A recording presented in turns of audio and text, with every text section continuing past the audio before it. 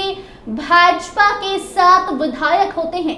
जी हाँ, इंतजार था तो जदयू के किसी 2 विधायक का जो मंत्री पद की शपथ लेंगे, लेकिन जो नजारा था वो कुछ और ही सामने आया। इसके बाद चर्चा होने लगी कि क्या भाजपा ने जदयू संग कोई खेला कर दिया, क्या पहले से ये कोई बड़ी प्लानिंग के तहत खेल किया गया है, या फिर जदयू को बड़ा झटका भाजपा ने दिया है। क्या है पूरा मामला, इस पर विस्तार से हम चर्चा करेंगे। हमारे साथ बात करने के लिए स्टूडियो में मौजूद है हमारे सीनियर जर्नलिस्ट सरोज सर। बहुत बहुत स्वागत है सर आपका। जी बहुत धन्यवाद। जो भी दर्शक देख रहे हैं आपका भी स्वागत है हमारे स्पेशल कार्यक्रम सियासी चर्चा में, और मैं आपके साथ वंदना। सर, सबसे पहला सवाल यही होगा कि मंत्रिमंडल विस्तार की जब भी चर्चा हो रही थी तो कहा जा रहा था कि 2 विधायक जदयू के होंगे जो मंत्री बनेंगे और बाकी के जो विधायक होंगे वो भाजपा से होंगे। लेकिन जब शपथ ग्रहण का कार्यक्रम चल रहा था उस वक्त जो नजारा देखने को मिला उसने सबको चौंका कर रख दिया। क्या है पूरा मामला, क्या पहले से प्लानिंग की गई थी या फिर बात कुछ और है? देखिए, बहुत सारा खेला मंत्रिमंडल विस्तार को लेकर हुआ। बिहार में जब जब मंत्रिमंडल विस्तार को लेकर चर्चा होती थी यही कहा जा रहा था कि 4 मंत्री जेडीयू के बीजेपी के बनेंगे और 2 बनेंगे जनता दल यूनाइटेड की। लेकिन जब राजभवन से जब सूची जारी हुई कि अरे 7 के 7 सब बीजेपी के, तब बहुत सारे लोगों ने खंगालना शुरू किया कि क्या कोई बड़ा खेला हो गया क्या। तो खेला तो हो गया, निश्चित तौर पर खेला हो गया, और जनता दल यूनाइटेड के 2 जो मंत्री बनने थे 2, उनका पत्ता कट गया और सारी की सारी जो सीटें हैं वो भारतीय जनता पार्टी का हुआ। जो 7 मंत्री जैसा आप बोल रही है वो लोग बन गए। सर, सवाल ये भी उठ रहा है कि क्या जदयू के सभी विधायक को, सभी कार्यकर्ता, सभी मंत्री को पहले से मालूम था कि ऐसा कुछ होने वाला है, या फिर कहीं ऐसी बात तो नहीं कि जदयू ने अपनी तैयारी कर रखी थी और जब बात आई शपथ लेने की और लिस्ट जारी करने की तो भाजपा ने कुछ खेल कर दिया? देखिए, खेल भाजपा ने नहीं किया, भाजपा की तो अपनी सूची थी जी। भाजपा को तो समझिए कि उसकी लॉटरी निकल गई, 7 के 7 उसके हो गए। देखिए, खेल सियासी चर्चा आपका कार्यक्रम है तो चर्चा पर ही हम लोग बात कर रहे हैं। जो सोर्स है हमारे वो यही बता रहे हैं कि 2 लोगों को जनता दल यूनाइटेड से भी मंत्री बनना था। ललन सिंह और मुख्यमंत्री के बीच जो बातचीत हुई थी उसमें 2 नामों को तय कर दिया गया था कि इन दोनों को ओथ दिलाया जाएगा। वो 2 मंत्री एक मुंगेर प्रमंडल से थे और दूसरे चंपारण के थे। मतलब तैयारी पूरी थी जी। उनका नाम लेना ठीक नहीं रहेगा क्योंकि चुनाव का साल है, लेकिन हम बता दें एक मुंगेर प्रमंडल के विधायक थे और दूसरा एक चंपारण के थे, जिनको 2 नामों को ललन सिंह ने मुख्यमंत्री के परामर्श के बाद उस नाम को तय किया कि इन दोनों को का नाम भेजा जाएगा मंत्री की ओथ लेने के लिए जी। लेकिन ललन सिंह इसके बाद चले गए दिल्ली और पटना में हो गया खेला। तो मतलब ललन सिंह चले गए तो नीतीश कुमार और ललन सिंह के बीच तो पहले से बात हुई होगी, तो फिर ऐसा क्या हो गया कि नीतीश कुमार को मना लिया गया और ललन सिंह की बात टाल दी गई? देखिए, एक चीज गौर करिए वंदना जी, जो एक लॉबी है जो प्रो बीजेपी है जी, जिसकी अब तो खुलेआम है कौन प्रो बीजेपी है, कैसे जनता दल यूनाइटेड, तेजस्वी यादव कहते हैं ना कि भाई जनता दल यूनाइटेड का हक बीजेपी को दिया जा रहा है। बहुत लोग ऑफ दी रिकॉर्ड कहते हैं, बहुत सारे ऑन दी रिकॉर्ड। बात चल रही है कि निशांत कुमार राजनीति में हाँ, जदयू के कुछ मंत्री और भाजपा के कुछ मंत्री नहीं चाहते हैं कि वो लोग आ जाए। तो इस तरह की चीज़ें जो हो रही है जनता दल यूनाइटेड में, नीतीश कुमार के बात सहमति बन जाने के बाद इन लोगों ने तय किया, ये लॉबी इतनी प्रभावी हुई, उन्होंने कन्विंस किया कि क्या होना चाहिए नहीं होना चाहिए, और अल्टीमेटली नीतीश कुमार भी कन्विंस हो गए कि चलो जनता दल यूनाइटेड से किसी को नहीं बना के ये जो 2 पद है इसको भाजपा को ही दे दिया जाए। तो अल्टीमेटली 7 विधायकों का ओथ हुआ वहां पर भाजपा का। लेकिन ललन सिंह दिल्ली गए सब कुछ तय करके, विधायकों का नाम तय करके, और उसके बाद ललन सिंह दिल्ली जाते हैं और यहाँ नीतीश कुमार को मना लिया जाता है और सब यहाँ सूची बदल जाती है, सूची बदल जाती है। सूची में वो 2 नाम हट जाते हैं जो हमने कहा, एक मुंगेर प्रमंडल के विधायक थे, एक चंपारण के थे, वो नाम हटता है, वहाँ पर भाजपा के विधायकों का नाम जुड़ता है, लिस्ट राजभवन जाती है, ओथ हो जाता है।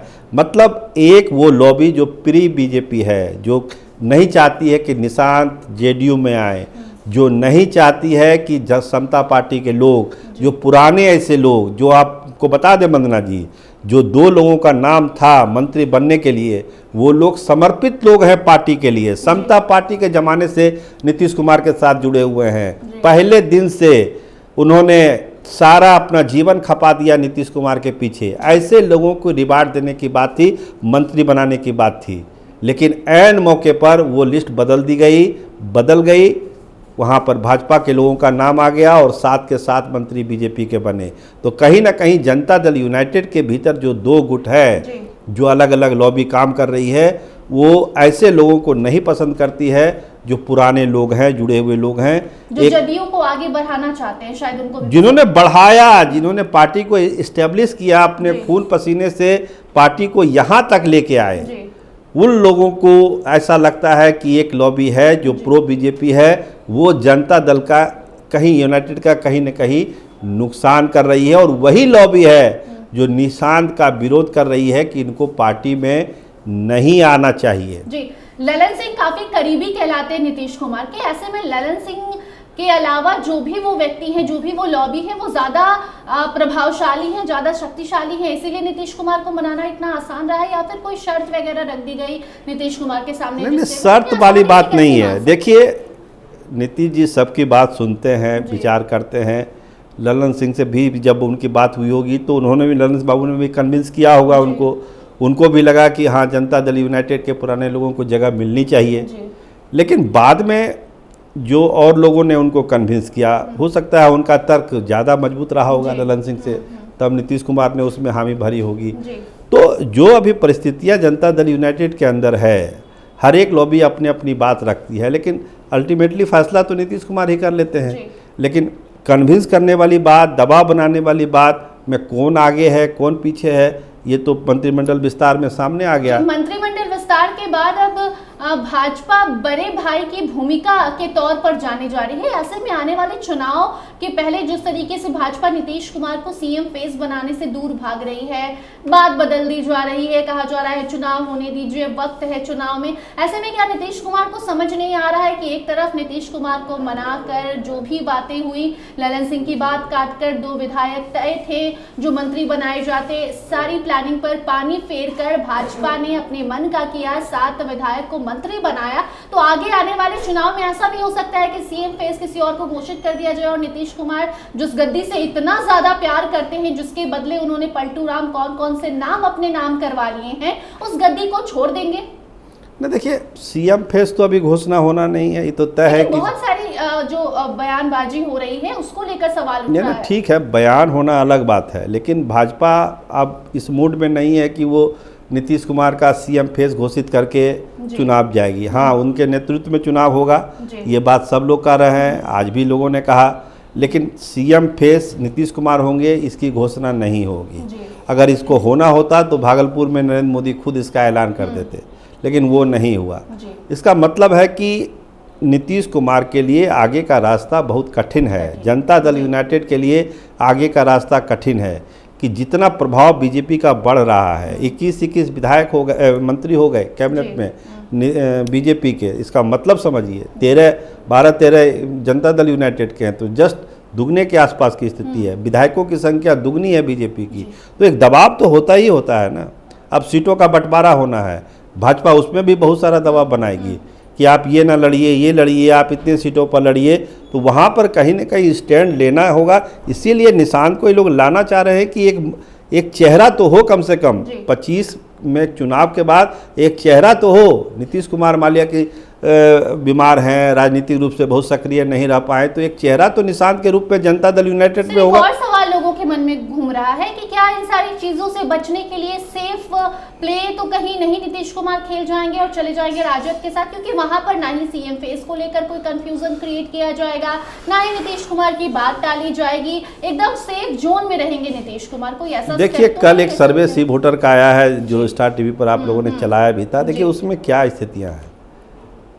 जनता दल यूनाइटेड के सीट घट रहा है, तेजस्वी टॉप पर, तेजस्वी सीएम के पद पर टॉप है। 1-2 और जो इंटरनल सर्वे हुए हैं उसमें 36 से 38 सीटें जनता दल यूनाइटेड को दिखाई जा रही है, यानी कि 20 से भी कम। 20 में 43 था, इस बार 36 से 38 हो रहा है। प्रशांत किशोर कह रहे हैं कि 20 से ज़्यादा सीटें जनता दल यूनाइटेड को नहीं आएगी। कल तो उन्होंने खुल्ला ऐलान किया कि किसी को वोट करिए, जनता दल यूनाइटेड को वोट मत करिए। जनता दल यूनाइटेड के लोगों को नहीं जीतना चाहिए। नीतीश कुमार बार्गेनिंग करते हैं जनता दल यूनाइटेड के सरकार बनाने को लेकर और अपने को लेकर, तो ये खुल्ला विरोध प्रशांत किशोर कर रहे हैं। तो लोगों को लगता है कि जिस तरह से 2020 में चिराग मॉडल था, क्या 25 में प्रशांत किशोर मॉडल हावी हो जाएगा? तो कहीं हावी हो गया, आखिर प्रशांत किशोर किस आधार पर कर रहे हैं कि 20 सीट से भी ज़्यादा जनता दल यूनाइटेड को नहीं आएगा?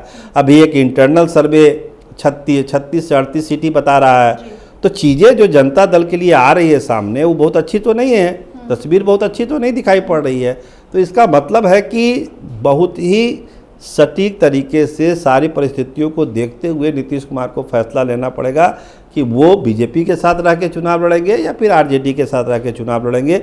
इसमें अभी वक्त है, लेकिन कहीं ना कहीं से उनके दिमाग में ये मंथन जरूर चल रहा होगा। जी बहुत बहुत धन्यवाद सर। जी बहुत धन्यवाद आपका। तो देखिए, मंत्रिमंडल विस्तार के बाद जो चर्चाएं चल रही थी उस पर कहीं ना कहीं अब ये सवाल उठने लगे हैं कि आखिर ललन सिंह के अलावा कौन है जदयू में जो ललन सिंह और नीतीश कुमार के बीच जो प्लानिंग होती है, जो राय मशवरा होता है, उसके बाद भी जो फैसला लिया जाता है उसको बदलवाने में इतना ज़्यादा सक्षम हो जाता है कि जब मंत्रिमंडल विस्तार हो रहा होता है, मंत्री शपथ ले रहे होते हैं, तो वहाँ जदयू का एक भी विधायक शपथ लेते हुए मंत्री के तौर पर नजर नहीं आता है। बाकी अब आगे विधानसभा चुनाव के पहले क्या कुछ बिहार में खेल होगा, इसकी झांकी तो अभी देखने को मिल गई है, फिल्म अभी बाकी है। वो तस्वीर भी आप तक जरूर पहुंचाएंगे। इन मुद्दों को लेकर आप क्या कुछ सोचते हैं, कमेंट सेक्शन में अपनी प्रतिक्रिया जरूर दीजिए। अन्य अपडेट्स के लिए बने रहिए स्टार टीवी बिहार के साथ। धन्यवाद।